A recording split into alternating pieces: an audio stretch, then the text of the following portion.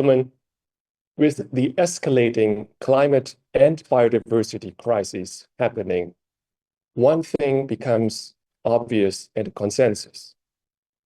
We are not longer talking about, do we really need to move our landscapes towards more resilience? I think this is now imperative, and it's an emerging consensus. In my view, the question rather becomes, why is it not happening fast enough and at scale? And for us in this room, importantly, how can we contribute to advancing that transition?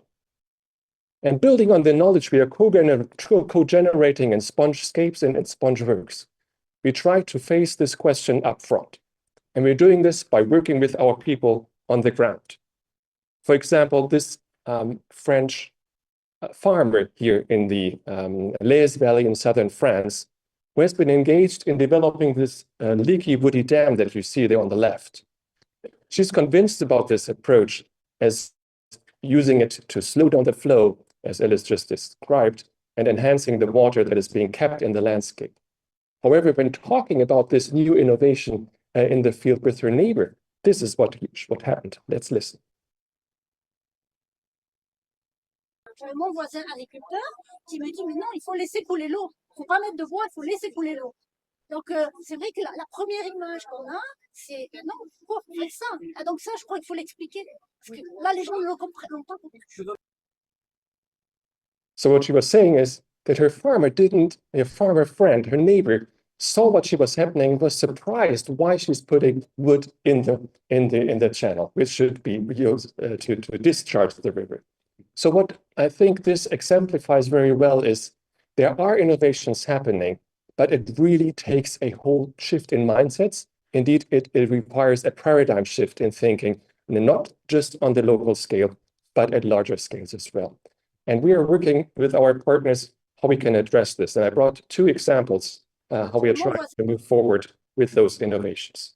Here in the Pineos River Basin in Greece, SpongeWorks, with the support of the EU, was able to bring in a new technology, at least for the first time in Greece, called strip tillage. Strip tillage uses special equipment that enables to plant your seeds in a way that at the same time you leave most of the field still untouched. They're using this for putting cotton seedlings in. The farmers were monitoring the progress. They really liked how well the yield was performing, and they saw how great co-benefits they could generate. Because when the first major rain event hit, that field was still in perfect shape, where the neighboring farms and fields were clogged and flooded by water. The innovation is here for us, not only that it was demonstrated to work, it was the farmers demanded it because they saw the benefits for them in their income, in their economic income as well. And this is what we now see here is exemplified in this message in Facebook, where from a different region in Greece had seen the video and said, I want to do the same. Please give me more instructions how I can use that on my organic farming practices myself. And the second example is that we move from site-level interventions to thinking about a larger vision for the entire landscape, for entire river basin. And the challenge here is that we need to bring together people's minds and computer power. And we do that by a technology called geodesign that does exactly that, enables stakeholders to intervene, to bring in their ideas, to co-design spatially, but also to use the power of geographic information system and expertise to model the outcomes on drought mitigation, flood mitigation, on biodiversity, as well as on economic impacts.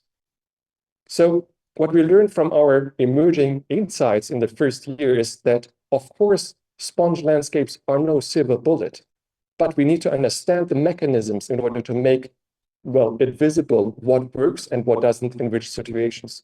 We're asking questions about costs and benefits and who benefits and who might lose and needs to be compensated. We're asking questions about impacts. So what specific quantities of change can we see in the landscape, in the water cycle, in the space and over time? And we are asking questions about feasibility especially the governance and financing models that need to work both at landscape scale, but also on the ground. And we are happy to produce emerging tools that not only provide new evidence, but shall enable local actors to do an honest reality check themselves, because we believe only through making it transparent and co-generating knowledge, we can really move forward in changing the way it works. And we are happy to share a good story. We have the impression that people are beginning to demand it. We were able to have a public call for associated regions to join SpongeWorks. We had more than 70 regions submitting interest, and we were able to select the 8 best cases that are now working with us. And here in Wicklow County, for example, in Ireland, and they have been busy in their first workshop trying to replicate and adapt the methods and tools we are developing in SpongeWorks, bringing them to life. And we're excited to work together with them to accelerate the transition and to bring it to scale. Thank you very much for your attention.